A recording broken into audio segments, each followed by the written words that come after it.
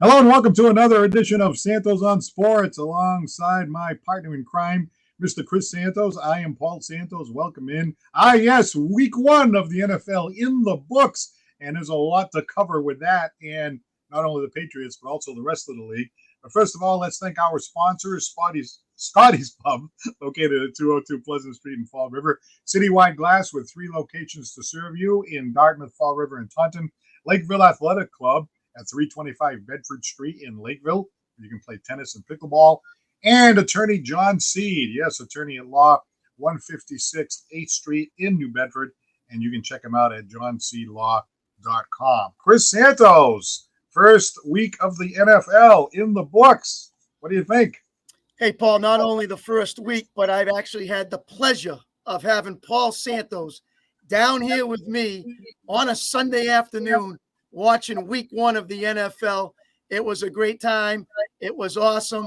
Patriots, we had the red zone on. We had other games on. We had a chance to sit there, have some food and drink, and watch the games. So that was a lot of fun. Great win for me on Sunday night as we go 1-0. Paul, a little different for you, 0-1. I know you got some question marks, and it starts with our question of the day. Did Belichick blow the game? Yes or no? You have a rant. You have an opinion. Let's hear it right now. You know, I hate to make a question so simplistic, but I'm watching this game right here, right? And the Patriots have that 4th and 3. Okay, now it's easy to second guess and all that, but look, You know I said it at the time. And I think Butch said it too. We're like, no, what are you doing? And in fact, Butch even said, they're going to lose the game right here. Like, no, kick the field goal. What do you mean? It's like guaranteed points right here. Mm-hmm. So he goes for it, doesn't get it. And in the end, you know, the final score was 25-20. If it was 25-23, you're coming down the field. You need a field goal instead of a touchdown. Big difference. We know that already. I'm not saying anything you don't know. If you need a field goal as opposed to a touchdown, big difference. And the way the Patriots have been kind of moving the ball, I have every confidence they would have been able to get into field goal range as opposed to getting in the end zone for a touchdown. So a big mistake right there by Belichick. Okay, that's number one. Number two, right? Look at Mac Jones, right? So I'm thinking to myself, geez, you know, I thought Mac Jones did pretty good considering the hand that he's dealt. You know, he doesn't have any Tyreek Hill. He doesn't have Stephon Diggs. He doesn't have DeAndre Hopkins. He certainly doesn't have a Gronk or a Troy Brown. No, with the game on the line, right? Deciding a win and a loss, right? We're going through the season. They could win 7 games. They could win 10 games. This game is hanging in the balance, knocking off the defending NFC champion Philadelphia Eagles, right? Who's he throwing to? He's throwing to a 6th-round pick, right? That can't keep his feet in bounds, right? Mm-hmm. Juju Smith-Schuster apparently was on the bench because it was his fault that the 4th and 3 went down the tubes because he didn't run the right route. And that's the guy we have instead of Jacoby Myers. Where's Jacoby Myers? Jacoby Myers was around the same price as Juju Smith-Schuster. That was supposed to be an upgrade. That wasn't an upgrade. I'd rather see Myers in there. Him and, you know, Matt Jones, they clicked, right? So why isn't he in there? That's a Belichick blunder too. The fact that Mac Jones has to throw to a much inferior receiving core as many of these other quarterbacks do. So that's on Belichick too, and to some degree Kraft, you know. So picture the Patriots in that game with just 2 or 3 key additions to that roster. It's a win. It's a win, right? They're always like a couple of players short because the Patriots are being cheapskates and because Belichick doesn't want to pay anybody except himself. Because when it comes to himself, he gets a 25 mil in the pocket every year, you know. So really, I have to say, it's Belichick, and to some degree Kraft. So let's set the scenario up with that, Paul. I believe there was 9 minutes to go or so. Eagles were up by 8. It was 4th and 3 on the 17-yard line, which would again been around a 35-yard field goal. You drafted this young man for a reason. You might as well use him. And instead of taking points off the board, you put points on the board. Now, if you make it, you go down by 5. If I recall, the Eagles came back and kicked the field goal after that. So it would have been back up by 8, but now you would have had the ball going back down. Now, that being said, yes, Juju was on the bench, whether he was injured, whether he was in the doghouse. There was no Parker. He wasn't even in the game at all. So I saw a lot of rookies trying to step up for New England who I did not think played that bad and looked pretty good on the offensive line, on the defensive side of the ball, giving Mac Jones options with Hunter Henry and Gesicki, two guys at tight end catching the ball. But yeah, okay, a big name player would have been better in that situation, hopefully helped. Bourne was having a good game, maybe could have went to him. But if you're going to draft a kicker, you better draft the kicker, and you better use them in every situation possible. And you got rid of Folk because you didn't think maybe he can make over 50-yard field goals, which, by the way, he was 5 for 5 for Tennessee over the weekend, just in case you want to know. But that being said, if I'm going to draft this kid, I'm going to use him to the best of my ability. And so, yeah, I didn't like that he took points off the board. I would have went after that one. Yeah, probably kicked the field goal too. I thought they caught a break when Philadelphia decided to go for it on 4th down instead of punting deep and then force their defense, which to me wins games and championships, to play Mac Jones from his own 10, let's say, instead of the 45-yard line, and gave them a chance. It was a good thing maybe the guy stepped out of bounds, or they could have lost that game. So, a lot of in-game management that could have gone against them and with them. You didn't like the decisions of Belichick. I didn't like it as well at that time. He had some reasons behind it, but I'm going to agree with you there that I don't know if specific he blew the game, but I think he would have gave that a better chance to win it if he would have done it a little different. All right, so what do you think? Give us a call here, 774-762-6234 for Santos on Sports. Did Bill blow the game, or was it on somebody else? And Chris, you did mention in your comments about Kendrick Bourne, right? Yeah. So look at Kendrick Bourne, right? He comes in there, has an impact pretty much right away in that game. He might have been their best receiver. Mm-hmm. And for the last couple of years, Bill buried him. So there's another example of some of these decisions that Bill's been making post Tom Brady that have just been horrendous. Like, what the heck was that? I could tell the first time I saw Bourne, I'm like, this guy's really good. How come they're not using him, Oh, he said something. He went in a doghouse. I mean, really, that petty? They are going to use this guy? I mean, if he had used him last year, maybe the Patriots could have got another win in there or something. Who knows? I mean, this guy is very, very effective.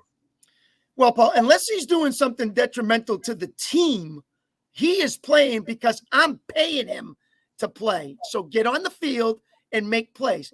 If you want to be in a doghouse, then the doghouse better be detrimental to the team. And I don't know if Bill takes some things personally that it's going against him, and maybe he's trying to make a statement to the rest of the team. Okay, that can happen too. But when money's involved and you're talking, I want the guy on the field and I want him playing. And he did show up, on Sunday and played well. The young kid, Douglas, he looked pretty good too. He played well. He had some catches. They used Stevenson and Zeke out of the backfield to catch some balls. Yeah, Zeke dropped the tough one when he needed it. That was one that could have got a first down as well. But they showed some plays in offense better than I thought they would under Bill O'Brien. Moved the ball more. Got over 300 yards in throwing, which he didn't do much at all last year. So there is signs of improvement. The big talk was the offensive line. They still held up pretty decent, which is huge with some of these new guys and rookies. And in the defense as well, it's Gonzalez, playing a key role. This kid White, who talked about from some other people in our shows before, has really stepped up his game. And, of course, Judon does what Judon does.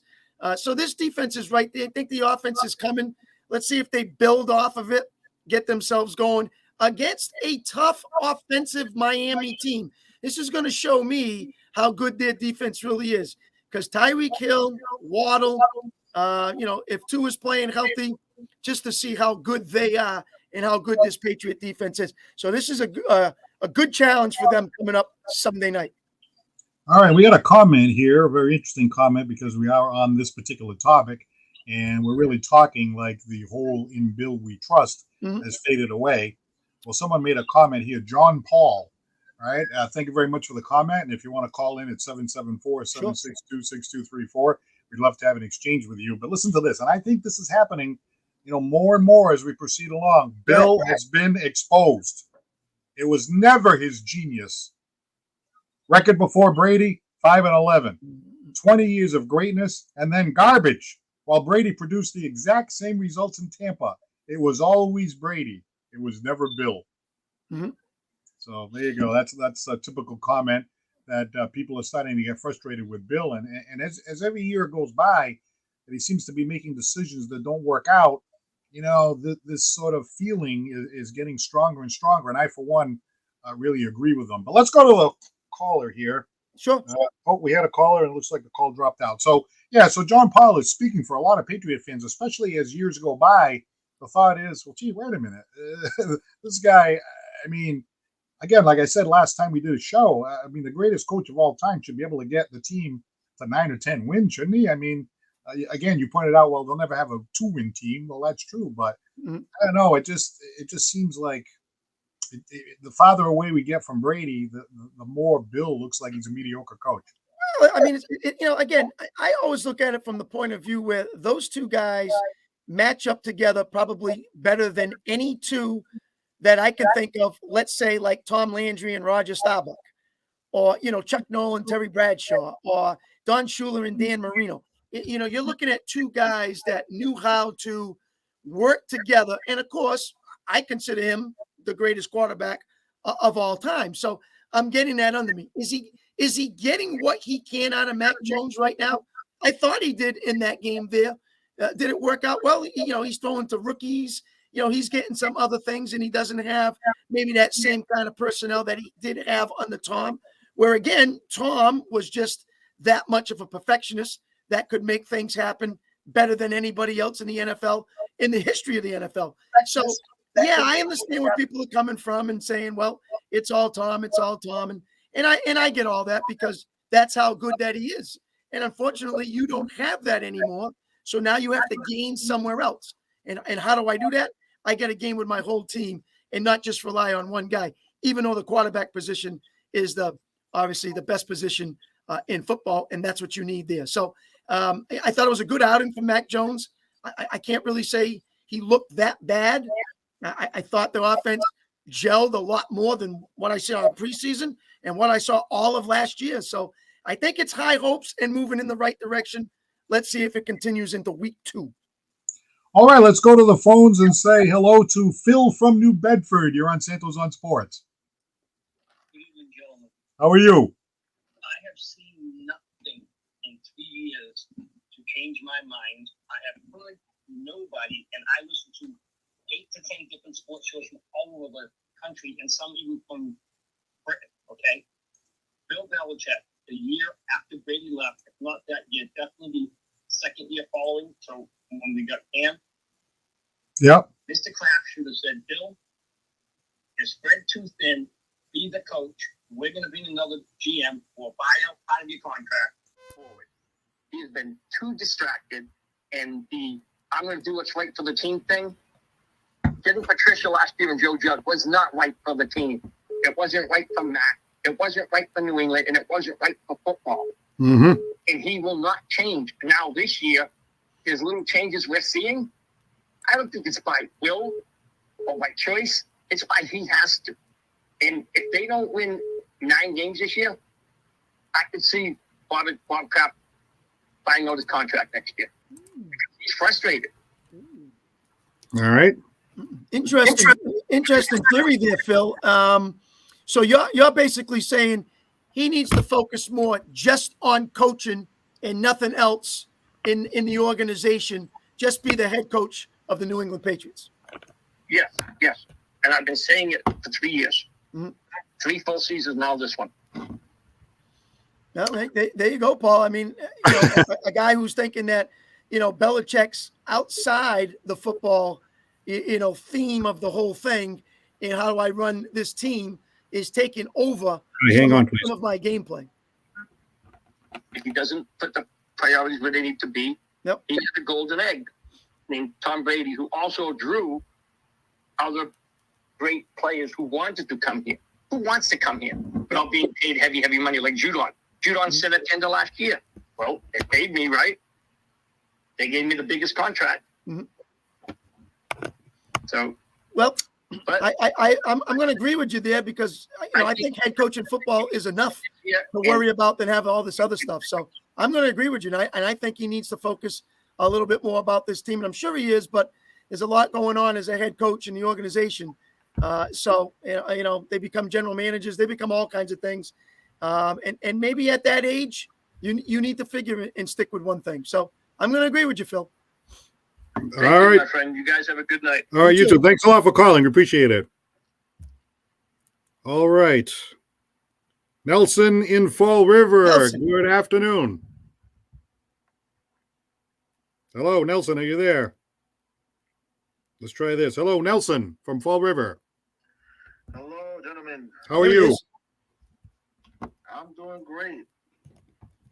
And as usual, the New England Patriots just proved me right once again. Mm-hmm.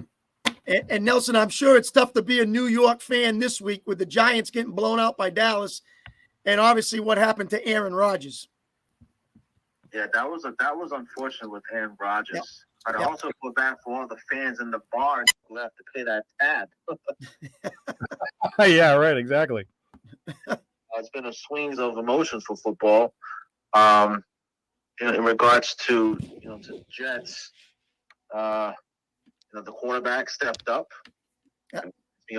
Brady, when he came in, I don't know we're going to get the same result there, but that remains to be seen.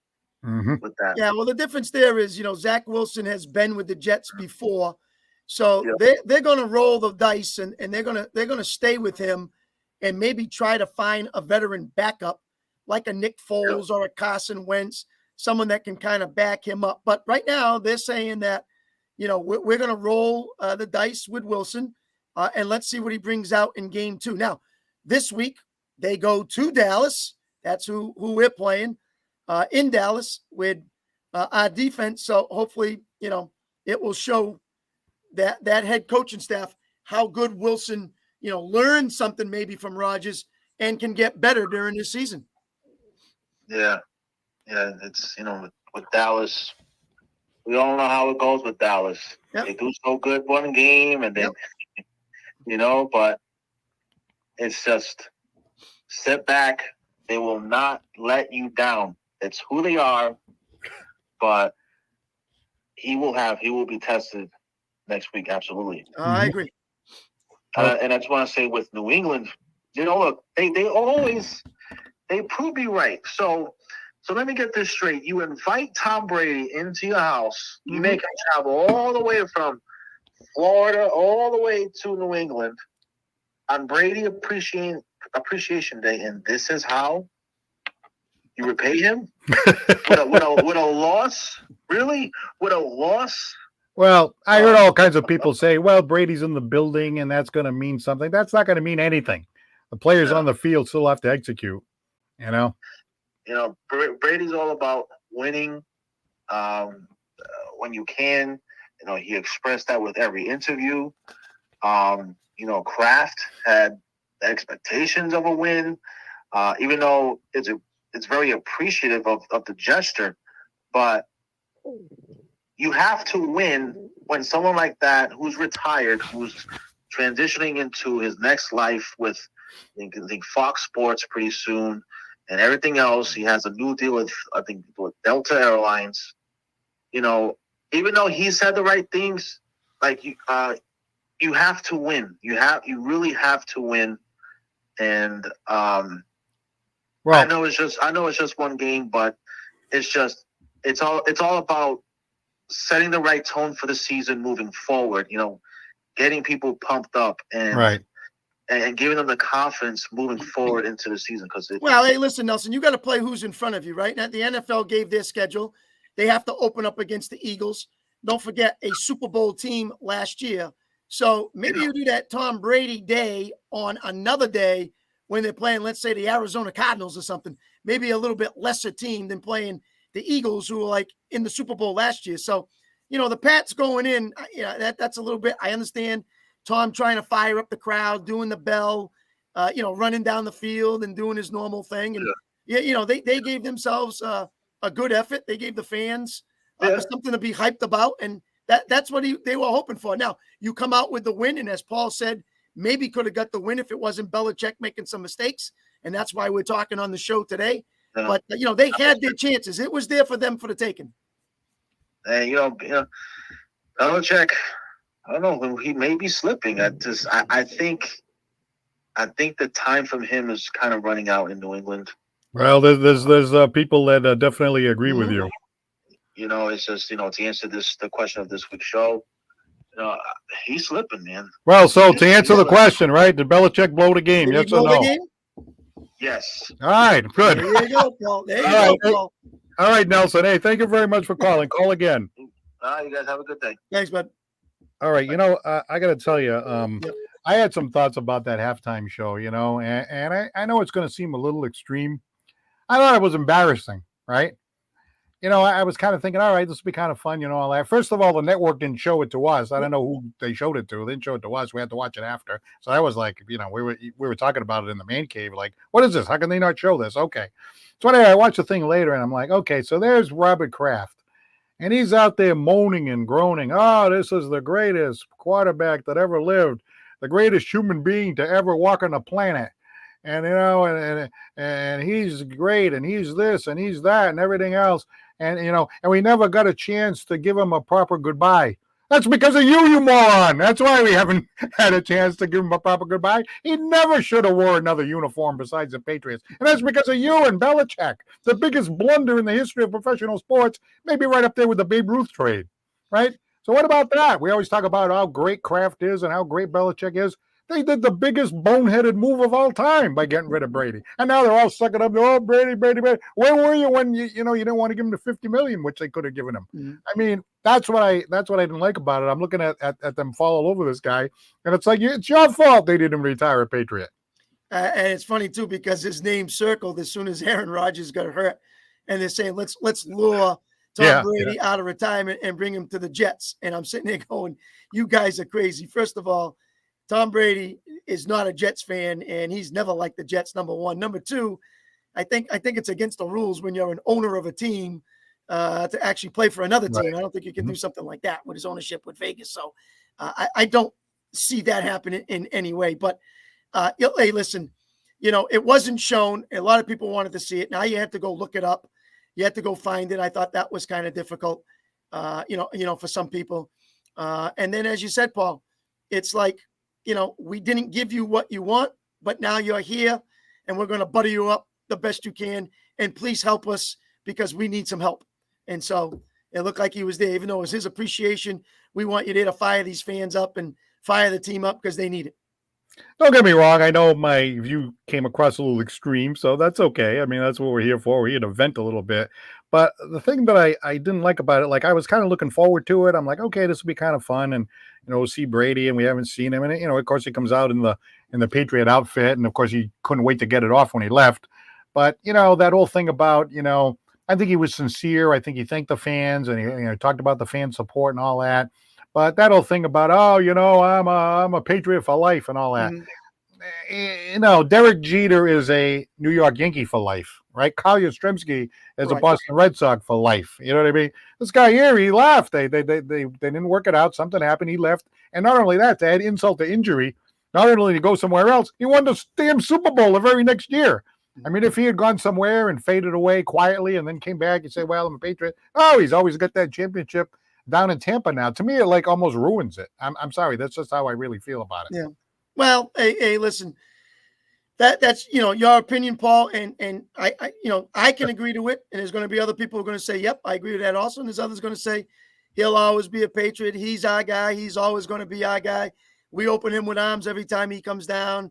Can't wait for his next retirement, all that kind of stuff with his number in Hall of Fame and everything else. So, that's what's going to come out next. So everybody get ready for it. It's just a matter of time. All right, we got some good comments over here. Tony Amaral chimes in over here. I don't think I've seen that name here on Santos on Sports, so welcome aboard. Tony Amaral says, Jalen Hurts seems like an employee at one of our local places of employment. All right. When they are probed, they work really hard. When they get hired by the company, they start taking time off. Mhm. As for Bill, he almost beat the team that came in second in the Super Bowl. Yeah, it was raining. I get that. Remember, it rained on both sides of the field. Mhm. How much did Tom get paid for his little show? Good afternoon, everyone. All right, thanks, Tom. I mean, Tony. Have a good afternoon. I like that when the company kind of gives you the long-term deal. You take time off. So that's interesting. Mhm. Yeah, that's classic right there. And actually Brady's showing up and he thinks they're going to pay Tom Brady. That's even another good one. Yeah, So right. maybe Tom says, "Hey, just fly me up on your personal jet. I'll be all set." Yeah, right. All right, well, 774-762-6234. If any of the folks that have been commenting here, John Paul, Tony Emerald, you want to give us a call, please do. We can chat a little bit more about the Patriots week 1, the appearance by Tom Brady, and how you see the teams and the players and the teams jockeying for position. Speaking of players, what a sad moment it was on Monday night. I've never been a big fan of Aaron Rodgers. I think he's a little bit of a, I don't know, not my favorite personality and everything like that. And certainly doesn't have the it factor when, you need the clutch play and the money's on the table and the chips are on the table. But that was really, really sad to see what happened to him with the Achilles heel. And it did kind of really hurt the NFL because that was going to make it so interesting in the AFC East. Buffalo and Jets, and of course the Jets ended up beating Buffalo anyway, even without Aaron Rodgers. But just the loss of this quality of a player, like a well-known name in the field of the NFL, and I felt bad for him. I really did, not just for him, but really for all of us and the whole sport, because it really does ruin what was going to be a very, very fascinating year with him and his new team, the New York Jets. Yeah, and not only that, Paul, how long now does Aaron Rodgers have? Because is this it? Because I remember when it happened to Dan Marino was never the same after that, and he just went off into the sunset.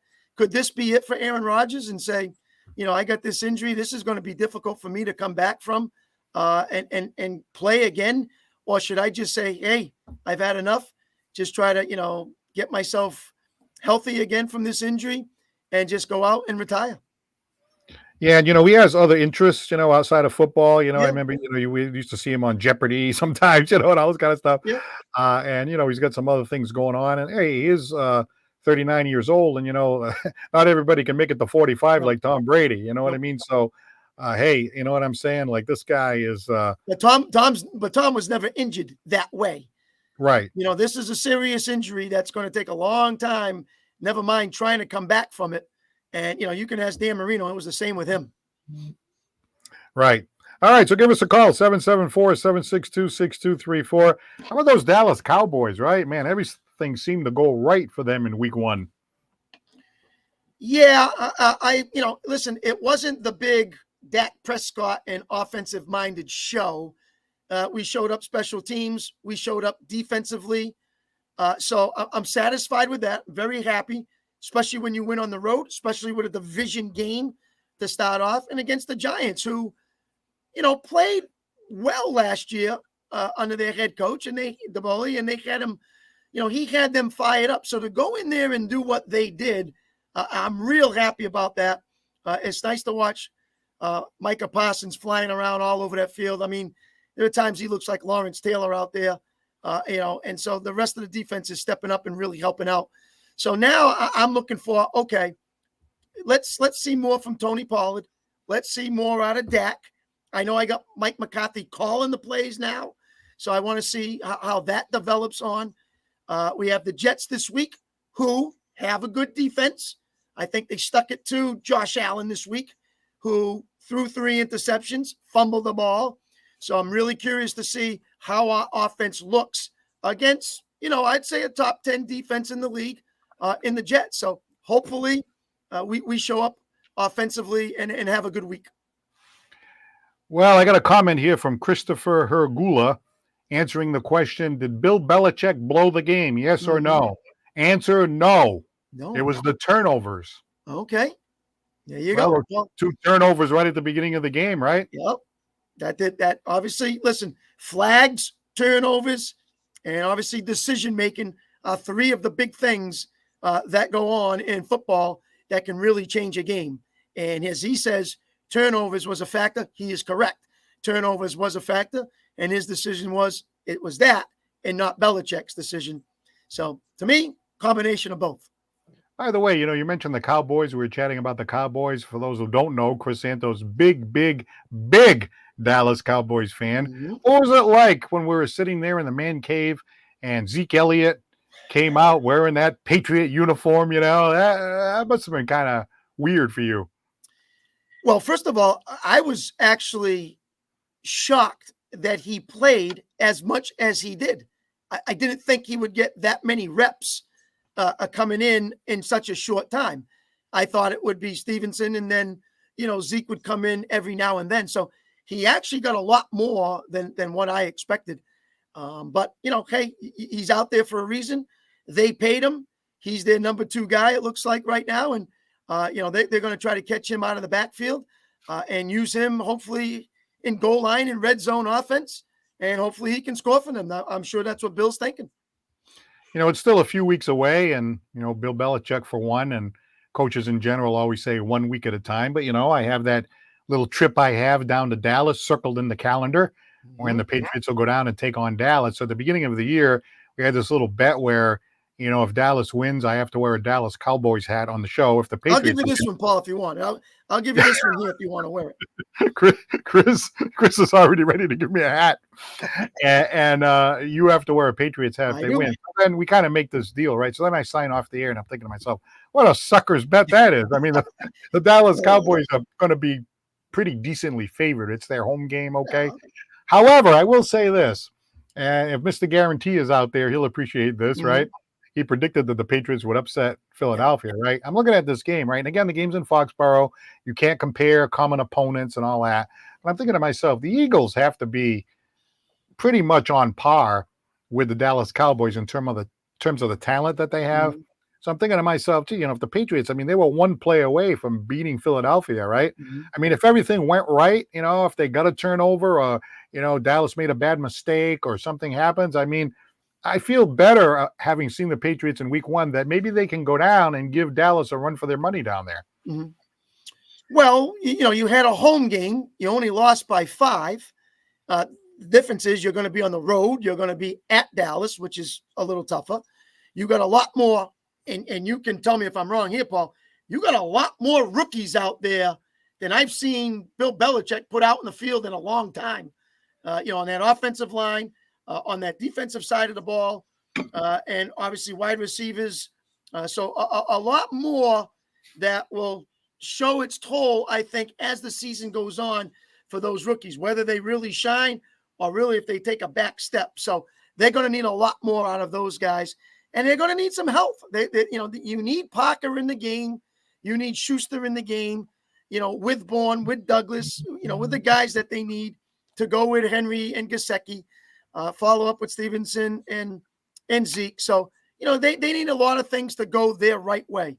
And like you said, hopefully in the weeks to come, they just continue to get better and better and improve. Well, you and I, in our little summary of win, loss, win, loss, you and I both predicted that the Patriots would lose to Philadelphia. But I do believe that you and I both have them beating Miami this coming week, right? I do. I believe I had that. I just think coming up here, Belichick will have something installed on that defensive side that will make Tua uncomfortable. Now, I'm not saying that they won't score because I think they will, but I think he'll find a way to keep Tua, which the Chargers could not do. That game was so up and down. This way, that way, this way, that way. And everybody just kept scoring. I don't think that's going to happen in this game in New England. They will find a way to disrupt Tua and make it difficult for him to make some decisions that I don't think he's going to want to make. I'm curious to see who's on Waddle. I'm curious to see who's on Hill and how they handle those two guys. All right, let's get back to the question, and we can ask it to the caller. Yep. Did Bill Belichick blow the game? Ryan from Rochester, What do you say? Hey, guys, how's it going? Good, thanks. So, as surprised as I was as to how close that game was, I would say, yes, he blew it, mainly just because of this. I find it very uncharacteristic for Bill Belichick to go for it on 4th down as much as he did. And the way I'm looking at it, I'm saying, what was the point of trading away Nick Folk if you're not going to put trust into your rookie kicker? Like, if you think about it, like a couple of field goals probably wins the game the way your defense has been playing, despite the rough start. So I think, yeah, I'd say he blew it just because of uncharacteristic Bill Belichick decisions. And, we talked to, all offseason, like, well, why they cheap out on a guy like, say, DeAndre Hopkins? I'd say that kind of reared its ugly head too, because, why are we relying on guys such as Kayshon Boutte, who twice couldn't get his feet down? Even if it wasn't like DeAndre Hopkins, like a more veteran depth at that position probably wouldn't have cost us the game in that fashion, because I think a veteran would have gotten his feet down in that situation. But the veteran is Juju, and where is he in the fourth quarter? He's not even in the game, Ryan. That's the point I don't understand. That's the guy that I want on the field. That's my number one receiver, and that's who I want to get the ball to in that critical time during the game. So, not having him in there, I don't know if that's a Bill thing too. I don't know if that's an injury thing. So I'm a little shocked by that. They had to go to that guy because unless you wanted Gesicki and Henry, who, again, are another two guys that I would like to get instead of having to go to Boutte.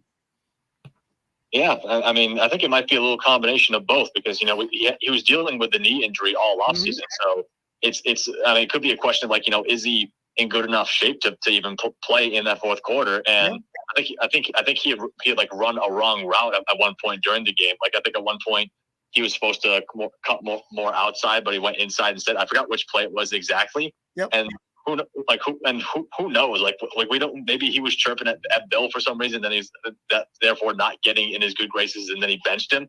Yeah, but it blows my mind that this is supposedly the guy who's going to replace Jacoby Myers, who scored 2 touchdowns for Vegas, by the way. Could have just matched the contract. He probably would have made that catch. But you had him on the sideline, and we're relying on a guy who twice can't get his feet down. I mean, how would it have been to have DeAndre Hopkins out there or Jacoby Myers, right? I mean, you can never predict who's going to do what and what's going to happen and so on and so forth. But I don't know. Again, you're talking about just a couple of players stronger. Is going to be the difference between winning 7 games and winning 10 games. And these are personnel decisions. So you can say, well, a GM Bill or Coach Bill. Well, to me, they're intertwined because Bill, the coach, is supposed to know what players he needs in order to win the game. I agree with that entirely. And, like a guy like D-Hop, like I'm not saying that, he would have he would go for 150 yards and we beat the Eagles handily. But in that situation, 100%, I'm trusting him to get his feet down. And I keep harking back on that. We've seen videos of Bill O'Brien chirping at, Kayshon Boutte all throughout camp. And you think that at least Troy Brown would have coached him, hey, get your damn feet down at this point in time. Hey, Ryan, he's still a rookie. He thinks he's in college. All you need is 1 foot in college. Yeah, exactly. Oh, boy. Hey, while we have Ryan on the line, gentlemen, I was wondering, we were going to get into this a little bit. I'm watching the Billy O'Brien offense, and I'm watching Mac Jones. It felt different to me. They were throwing the ball down the field a little bit more. They were moving the chains a little bit more. Even in the fourth quarter, they weren't able to get into the end zone and win the game. But there were a lot of good passes made by Jones. I mean, he made a couple of bad ones too. But I don't know. I felt like I'm watching the game, and I was like, gee, I was comforted. It felt like Mac Jones was doing better with this system than what we saw last year. What do you guys think? Go ahead, Ryan. It's actually funny. I was watching Ted Johnson and Phil Perry break it down last night, and they actually had some of the local high school players kind of playing it out. And so he was talking about it, like with Billy O'Brien calling the plays, there's actually adjustments made, believe it or not. We never would have saw that with Matt Patricia and Joe Judge. They were breaking down like a play where you had bunch receivers to the right. At first, they were getting Juju creating some rub routes on the left to then get Juju wide open on the right side. Then they adjusted that same play, but they had him go inside. So it's just fun. It's not going to be as explosive as, say, Andy Reid's offense, but just to have a professional offense where you're actually trying different things and actually making adjustments and seeing actual improvement from Mac Jones, I'm loving it. Ryan, 35 for 54, 316 with 3 touchdowns. That's all I need to know. I mean, that's it. you're showing what Mac Jones can do when you're throwing 54 times and you're over 300 yards and you got 3 TDs. That's an offense that I want to see. That's something that I can live with, and that's something I can build on and say, look what we did here. I think we can get more. So pretty impressive start for me and Bill O'Brien and Mac Jones in my eyes. The other thing that we didn't talk about, Chris, when I was with you with the man cave there was I'm watching the game, right? And I heard about how Philadelphia had this big pass rush, one of the tops in the league. And the Patriots had a couple of rookies on the offensive line. And I thought, oh my God, it's going to be like Niagara Falls coming in and it's going to be sack after sack and hurried throws and all that. It felt to me like he had some pretty good pass protection. Now, I've heard some of the experts say, well, that's because the way they schemed it up for the quarterback to get rid of the ball quickly. But that said, it still felt like he had some pretty good protection and he would drop back and he had a few seconds to make a decision and throw the ball. And I thought that was pretty good. I didn't expect that. Yeah, early on, I didn't see that. But as the game wore on, they got better in protecting Mac. And I think Bill knew that, O'Brien that is, and that's why they went to the air a little bit more. Of course, they were down and they were trying to come back. But he gave them some confidence to say, hey, we're not that bad.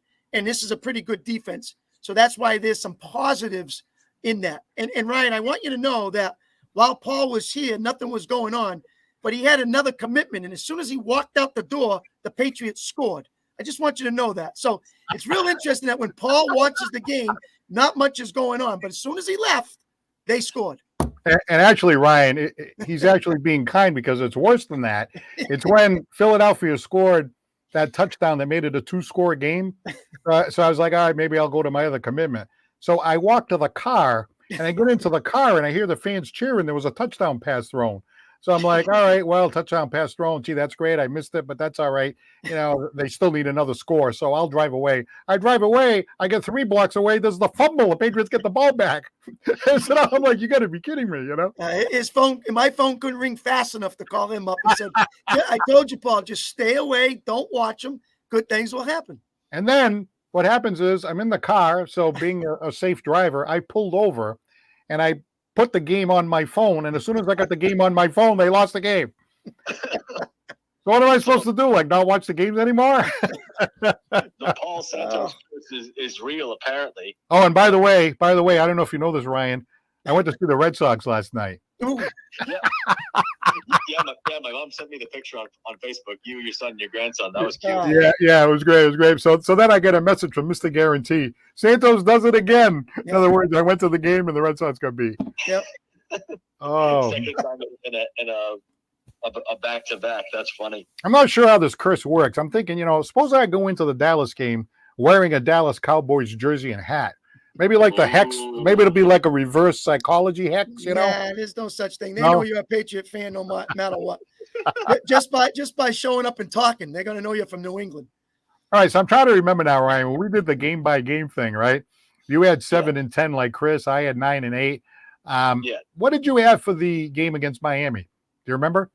I had us winning that. Okay, that game, so all 3 of us have it. Yeah, I'll say I'm a little more iffy on that now, just because of the way that the Dolphins played. Like, sure, I don't think our defense is going to be as much of a sieve as the Chargers was, but the connection that he had with Tyreek Hill, that was like ridiculous. So I'm a little scared about that. I got to tell you something too before I let you go. I hear the Patriot fans on the radio after the terrible, devastating injury to Aaron Rodgers say stuff like, "Oh, well, you can pencil in 2 wins against the Jets." And I'm thinking, well, wait a minute. Josh Allen, you can't even stay on the field with Buffalo. Buffalo embarrasses the hell out of you, and they couldn't beat the Jets, even though Aaron Rodgers wasn't there. So why are you penciling in 2 wins so easily? Is it helpful? Yeah, it might be helpful, but to automatically pencil in 2 wins, Ryan, don't you think that's? I'm penciling in that loss to the Jets all on the shoulders of Josh Allen. To me, that was completely all him and no one else. I mean, he did not have a good game, and he'll tell you straight out, this game is on me. I need to be better. I was not very good, and he wasn't.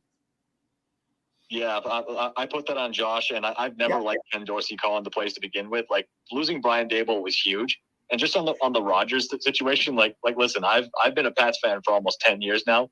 This was honestly the most deflated I've ever felt watching this sport because I was so excited. You guys know this. I was excited as hell to see what was going to happen with Aaron Rodgers and the New York Jets. Yeah. And then just 4 snaps in, he busts his Achilles. I almost wanted to stop watching the game. Like I was that deflated about it.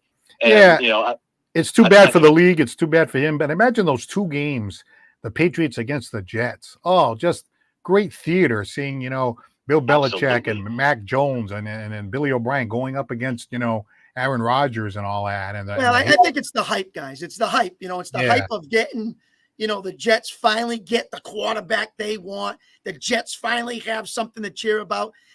The game, probably 30 minutes before, all they're showing is Jets, and they're going crazy and back and forth, and everyone's pumped up. Rodgers runs out there with the American flag, and he's fired up. I mean, that's what it was about, and all hype in 4 plays, and the next thing you know, everything went south. So I think it's the hype and how it happened, the way it happened, really makes it deflated, and then it deflates it in the AFC East because you're so looking forward, as Ryan said, to play Rodgers twice, and how he does against Miami and Buffalo, not just against New England. That makes it more exciting and parity in the AFC East. So, Ryan, am I wrong about that? Do you think that, like many of the fans, do you think that the Pats are now going to sweep the Jets and, pretty much comfortable with that? Well, I do agree that it definitely makes it more likely that we sweep it, and I think they do because I just don't believe in Zach Wilson. I just don't like the tone that some of these callers, come in and say it like that. They're so snarky about it. Like, do you realize that you've been kind of the laughing stock of the division for the past few years or so, aside from the Jets? Mm-hmm. So, and you have to keep in mind, like even with Zach Wilson, they almost beat us twice. So I think they still do win, but it's a lot closer than people will think. Yeah, and when you get into a close game, as we see, anything can happen. I'm gonna go the opposite. I'm gonna go 1-1 in this one, and I think the defense of the Jets can win a game for them, and I think Wilson can do enough as long as he doesn't go overboard and just stare at one receiver and throw the ball like he did against Buffalo. Remember, guys, they still won that game. And they needed Wilson to get some points on the board, and he ended up doing it. So I still think, he can get help from his defense and still make things happen against New England. I'm not trusting that one yet. I think they can split with New England. All right. Hope so. That would be fun. Yep. All right, Ryan. Well, thank you very much. Excellent call as usual. No problem. Thanks for having me on, guys. Thanks, Ryan. All right, Ryan from Rochester. Hey, we got a comment here from Johnny Durant. Johnny, go. He says, Patriots not winning a Super Bowl with mac and cheese. Okay. All right. Hey, Paul, comes down to the it factor, right, with mac and cheese right now? Yeah, that's right, the it factor. Now, you know this guy, Johnny Durant, or no? I do not know Johnny Durant. All right. Well, Johnny, that was a good comment there. And there are a lot of people that agree with him. They look at, Mac Jones and they say, well, he's not really the guy. But, look at Purdy with San Francisco, right? Mm-hmm. So I'm not saying that, Purdy's better or not better than mac and cheese or whatever, but you really don't know unless you put Mac Jones in a situation with the kind of talent that they have on San Francisco. Obviously what team you have around you. Again, a lot of times I think we forget people are talking about football games like it's a tennis match where it's like Tom Brady versus, Aaron Rodgers against Mac Jones. There's 22 players on the field and each one of them has a job to do. And if one of them doesn't do the job, the whole play goes down the tubes. So, again, I think if Mac Jones was on a stronger team, from what I see, I think he would be okay, Hey, Jimmy G won too, Paul. Don't forget that. And he looked pretty decent out there. So here's a guy when he stays healthy, knows how to, dink and dunk and then throw the big one when he needs to. So, it's there for the taking for Mac Jones. It's just a matter of setting him up. And I don't think he was set up very well last year. And I think he's going to do a lot better this year. And I thought he looked pretty decent in his first game with those stats. Now, I know stats don't win ball games, but 3 touchdowns from him, you got to kind of like it, and you got to be hopeful that they can win games with this offense. Well, I agree with you about the stats because, the game has changed so much and the rules have changed so much. You go out and you throw for 300 yards. That doesn't really mean a lot. Not really. You know what I mean? So I wasn't looking at it statistically. I was just giving it the eyeball test. You and I joke about this all the time. Yep. I'm just kind of looking at the game with the eyeball test. And I'm thinking, I don't know. I like the way he looks out there. He looked a little bit more comfortable. He looked a little bit more poised. He looked a little bit more experienced. And I don't know. The feeling I got was, at the end of the game, it was like, well, does he have enough to win the game? Like Tom Brady would have come down and win the game. Well, I don't know about that. I mean, I think he may have. Like Brady had that magic and everything like that. But don't forget, the last year Brady was with us, they went in and played Tennessee in the first round, and Brady looked terrible because the team wasn't any good. So even the great Tom Brady needs to have people that can catch the ball. Well, there was times, Paul, during that game, in between your pizza slices, that you looked at the TV and said, "What kind of throw was that?" Or what kind. So I understand that. I got your feeling right there.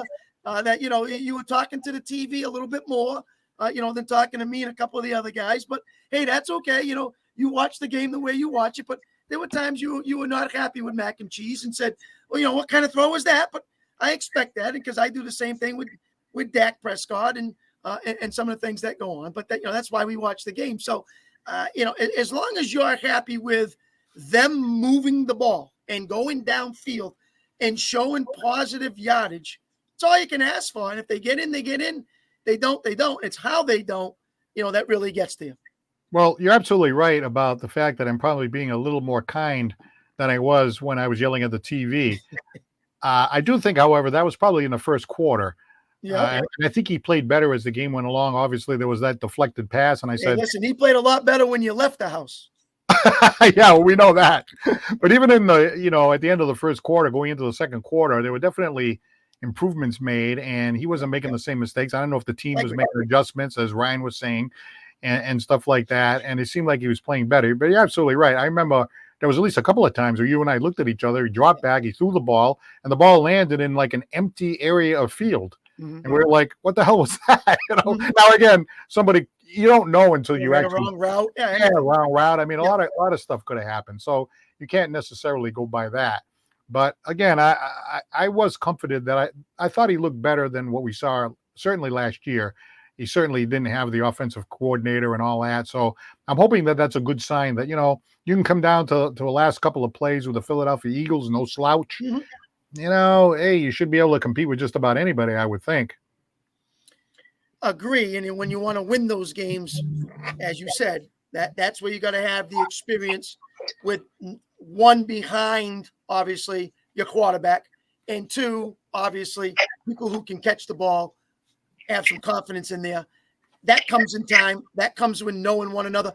Remember, you're talking about rookies that Mac is just, getting used to. And don't forget, he's first year with Juju, and first year with Gesicki. So, you got to get the flow. And this is only game one. So you got to have some confidence that they can move the ball. And it's only going to get better as he starts to know these guys more and more and more. All right. Well, this next caller has quite an array of expertise. So let's go to this caller right here. No stranger to the man cave. It's Butch from Acushnet. Hey. How's it going? Gentlemen, what's going on? Not too much. I just want to get your assessment of that first game now that it's all said and done. Well, like another famous person once told me, the greatest coach of all time may have made a mistake. All right, so your answer to the question of the day is yes? Well, I don't think he blew the whole game. Of course, now, we don't have all the inside information either. So right. we're a couple of armchair quarterbacks sitting back on a Sunday afternoon in the man cave thinking that we know everything. Exactly, of course. But it certainly we think it would have been prudent to kick the field goal.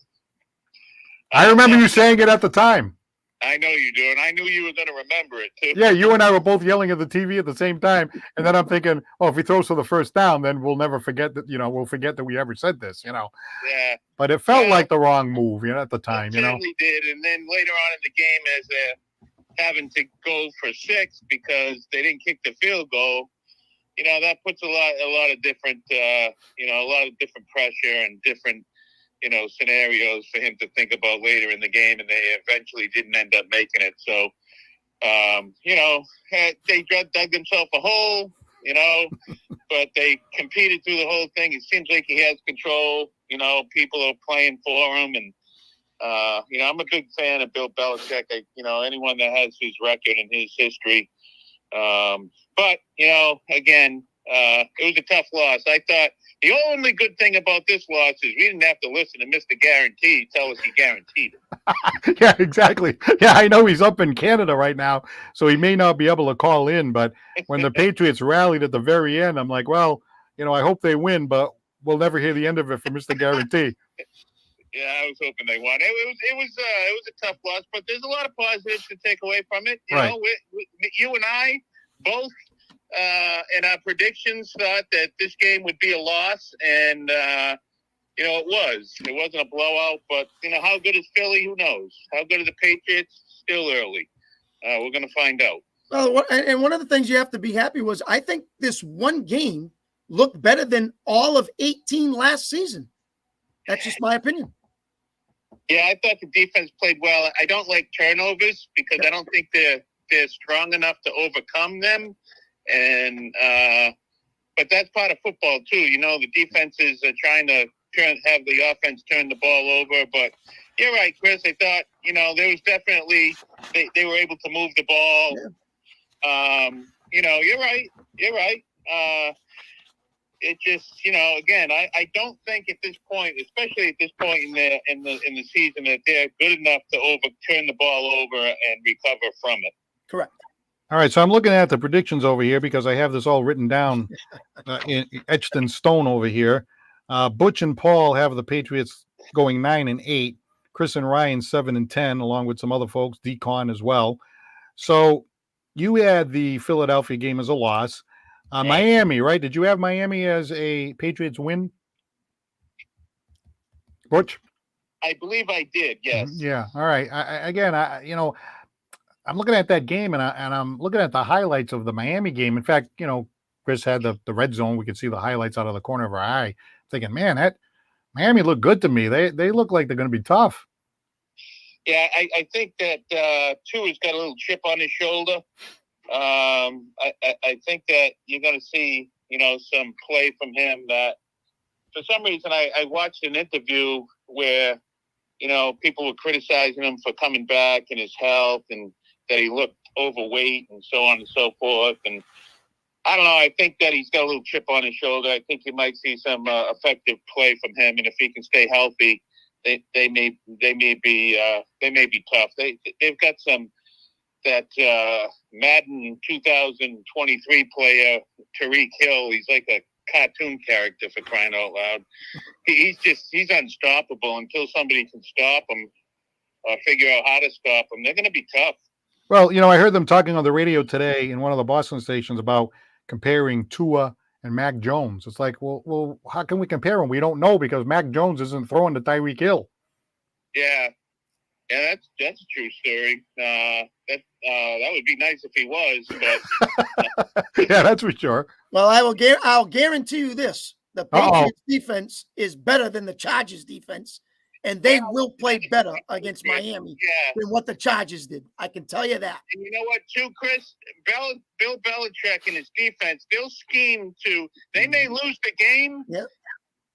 But it may not be because Tyreek Hill, because you know what I'm saying. They do scheme to take the best player of the offense and give that person a hard time. I'm not saying they're going to take him out of the game completely, but they do scheme to minimize the damage that a best player can be. Which I always hear you say, don't let that man beat you, right? That's correct. If anyone's going to make someone else, be the hero, but not the guy that.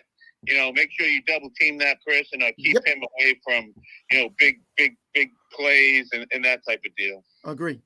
All right, Butch. Well, thank you very much for calling. Great to see you the other day, and hopefully we'll catch up again soon. Excellent. Good job, fellas. Thanks a lot. Butch from here on Santos on Sports. All right. Well, we're winding things down here today. A fun show as usual. I'd like to thank all of our callers and all of those who commented here on today's show. We really appreciate that. We love the interaction with our audience. It makes the shows much more fun, and it's happening more and more. So we really appreciate that. We'd like to take the opportunity to thank our sponsors, Scotty's Pub. I'm still recovering from the Patriots loss. Scotty's Pub, 202 Pleasant Street in Fall River. Citywide glass with 3 locations, 425 State Road in Dartmouth. Additional locations in Fall River and Taunton. Lakeville Athletic Club, 325 Bedford Street in Lakeville, where you can play tennis and pickleball. And John Seed, attorney at law, 156 8th Street in New Bedford. And you can get all the information about him at johnseedlaw.com. Chris, any final thoughts?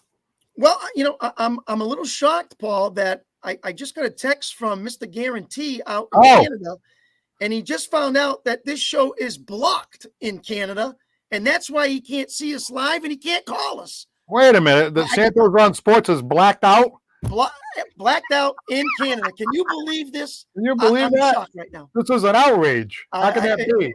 I'm going to have to call the federalities and figure out what's going on. I'm going to call the prime minister. And I'm going to call, I don't know, the ambassador to Canada and say, "What? Come on, Santos on Sports. We should have a straight line right in there." I don't know what's going on, but he texted me. He's very upset. He wanted to talk. He wanted to get in there and get his two cents in today's show. So sorry we missed him this week. We'll try to get him next week after a week 2 that's coming up this week, where Sunday night, the Patriots and the Miami Dolphins at Gillette. Yeah, that'll be great. It'll be great to see that game. That should be a very, very interesting game. Very, very fascinating game. And hopefully Patriots can pull it out. I think it's a big point in the season. I know it's so early, you can say, but hey, 1-1 versus 0-2. You dig yourself a hole. You got to climb out. You got some good teams coming up. I mean, this is an important game for them. It is, and I hope I'm like you, Paul, because I'm going to be there live. So me being there live, if it was you, they'd probably lose the game. So I'm actually taking my daughter up to this one, who's a big Patriot fan, and I always tell her, you get 1 game a year with me. This is your game coming up Sunday night.